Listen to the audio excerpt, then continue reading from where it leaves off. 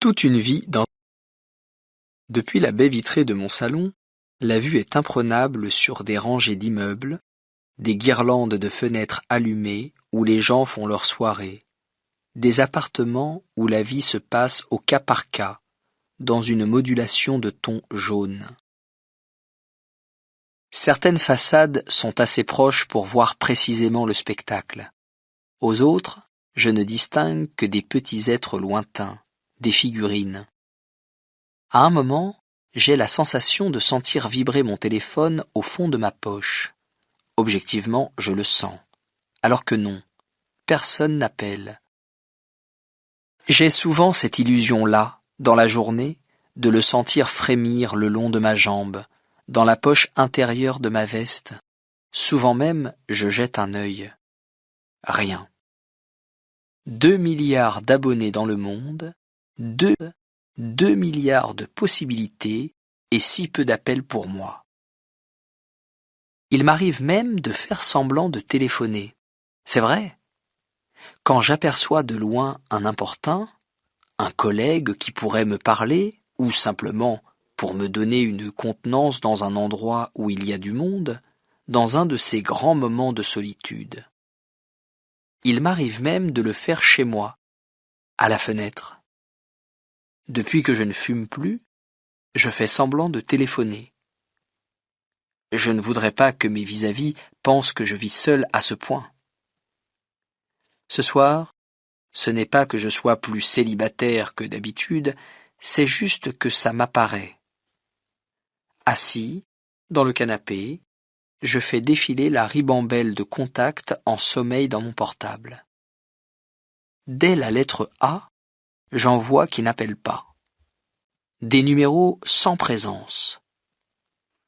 Pourtant, derrière ces chiffres, il y a des êtres avec lesquels j'ai eu affaire à un moment ou à un autre, que j'ai connus plus ou moins, des gens qui seraient plutôt surpris de voir mon nom s'afficher, ceux dont je suis sorti de la tête mais pas du répertoire, d'autres sur l'écran desquels mon appel n'affichera même plus mon nom, qui répondront sans savoir que c'est moi, et qui s'en voudront immédiatement. Alice, par exemple. Je suis sûr qu'elle serait ravie que je l'appelle, même si à cette heure-là, je sais d'avance que ça ne l'arrangera pas. L'enfant de 3 ans toujours pas couché, le dîner vite fait en bout de course de toute fin de journée, pour Alice, c'est sûr, à 9 heures du soir, c'est pas le bon moment. Il y aurait bien Alain. Celui-là, c'est l'ami de toujours. Il n'y a pas encore si longtemps, c'était l'ami vraiment. Et puis voilà, on a changé de cercle. Même nos souvenirs ne nous diraient plus rien. D'ailleurs, à mieux y regarder, ils ne sont pas si bons que ça, nos souvenirs. En général, on se voyait de nuit, toujours plus ou moins enivré, jamais pour de vrai. Il y aurait bien Alan, mais Alan, c'est pas le type à déranger un soir pour parler. Alan, c'est pas le genre à perdre son temps pour écouter l'autre.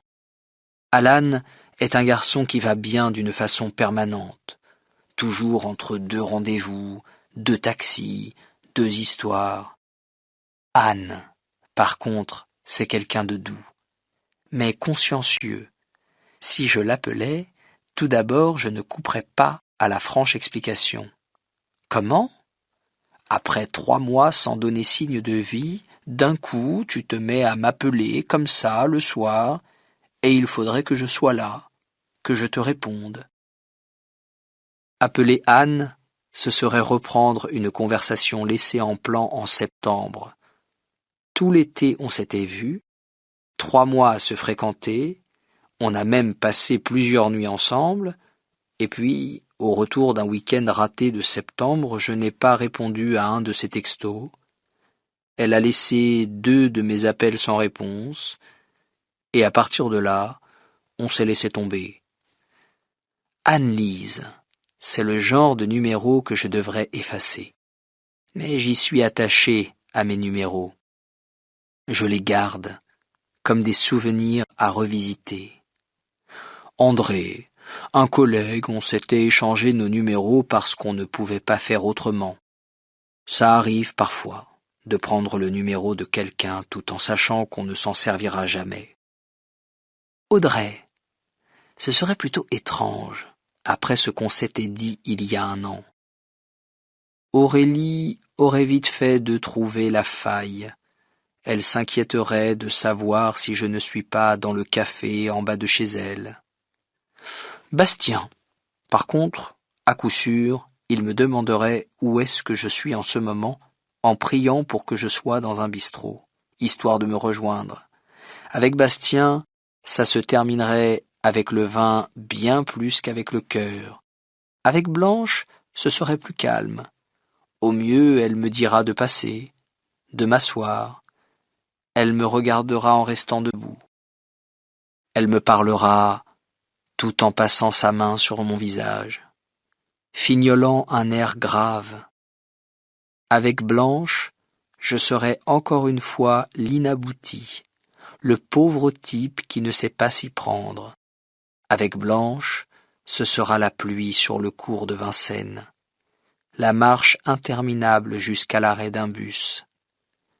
Avec Blanche, ce sera l'hiver sans les vitrines, un Noël sans guirlande. En ressortant de chez Blanche, ce sera pire encore. Il n'y aura même plus de bus. Il n'y aura que des souvenirs à reluire sur ces trottoirs maudits. Ce sera replongé dans ces années de vie commune, toutes nos soirées à se croire heureux. Brigitte, je ne vois plus bien qui c'est. Bruno aura autre chose à faire, Bruno est toujours au boulot, ou dans un de ces dîners qui socialement représentent. Bruno est de ceux qui foncent. Dans tous les domaines, il est efficace.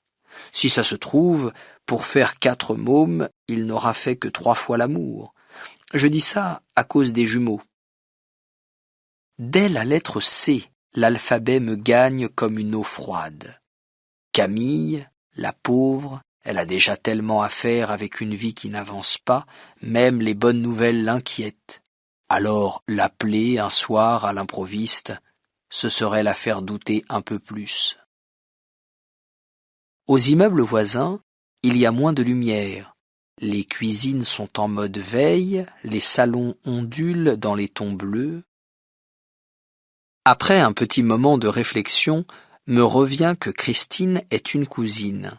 On s'était retrouvés avec toute la famille le jour de l'enterrement de la grand-mère, autour d'un verre à la sortie de l'église, parce qu'on n'en pouvait plus de ce froid. Le pot, on l'avait pris sur le café de la place, en famille, par la force des choses, on se disait tu, alors que pour la plupart, on ne s'était pas revu depuis 15 ans. On avait quoi à se dire? Pas grand-chose. Sinon soulever des souvenirs rancis, même les sourires étaient âcres. Faut dire que la grand-mère était fraîchement sous terre tout de même. Bien sûr, c'était pas une surprise, mais ça faisait drôle. Depuis plusieurs années, elle n'était plus vraiment là. Elle nous regardait comme des passagers restés à quai. Mais ce coup-là, tout bonnement, elle n'existait plus. On était resté au moins 1 heure dans le café de la place, à flotter. Le présent nous allait mal. Et même si pour la plupart on ne le réalisait pas, une sacrée page était en train de se tourner. D'ailleurs, on se regardait tous en coin. On jetait un œil, comme sur de vieilles pages trop lues. Dans une sorte de cérémonial fiévreux, on s'était proposé d'échanger nos numéros. C'était pratique comme idée. Ça permettait de clore la conversation. Souvent, d'échanger les numéros, ça sert à ça. C'est un peu l'inverse des présentations. On se donnait nos prénoms et nos 10 chiffres. On découvrait que chez les filles, le nom de famille avait changé. Chez les garçons, c'est plutôt les cheveux. Pendant que l'autre pianotait sur son clavier, on retrouvait chez lui des mimiques, une façon de se pincer les lèvres quand il s'appliquait. On retrouvait la timidité de certains, l'air de sérieux de l'autre. Pendant ce temps-là, la grand-mère, était de plus en plus reposée là-bas, plus ou moins pour toujours. Elle avait eu le téléphone dans les années 80, la grand-mère. Mais elle n'appelait jamais. Elle ne répondait pas, c'est vrai. Mémé, elle s'en servait jamais de son téléphone. Hein, tu te souviens? Jamais. Christian, ça servirait à quoi de te parler de mes états d'âme? Toi qui m'as toujours pris pour un solide, toi qu'auras jamais rien vu de la faille. Si je débarquais ce soir au téléphone, pour parler tout simplement, à tous les coups, c'est sûr, tu le prendrais mal. Je baisserais rudement dans ton estime. David, il serait ravi qu'on cause. Mais d'abord, c'est sûr, il me ferait payer mon silence. Le fait d'avoir été si peu présent, si maladroit au sortir de son divorce, on en viendrait à parler de lui. Ça partirait dans le mélodrame. Élisabeth, c'est déjà si peu clair entre nous, on se voit de temps en temps pour prendre un verre, le soir, on parle généralement du boulot, sauf quand on sort un peu du cadre. Quant à Élisabeth II, celle que je tutoie, c'est une stagiaire serviable du service en bas.